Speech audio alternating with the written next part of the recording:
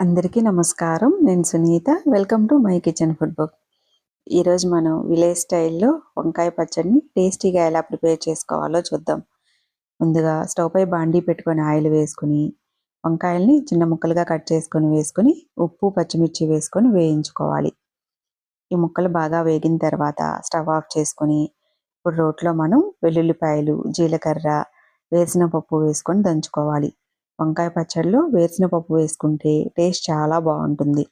ఇప్పుడు వేయించి పెట్టుకున్న వంకాయ, పచ్చిమిర్చి ముక్కలు వేసుకొని వీటిని కూడా మెత్తగా దంచుకోవాలి.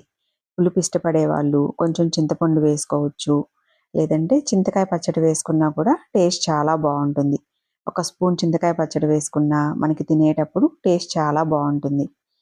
ఇప్పుడు ఈ వంకాయ ముక్కలు మెత్తగా దంచుకున్న తర్వాత ఇందులో కొంచెం కొత్తిమీర, పచ్చి ఉల్లిపాయలు వేసుకొని కచ్చాపచ్చాగా దంచుకొని గిన్నెలోకి తీసేసుకోవటమే.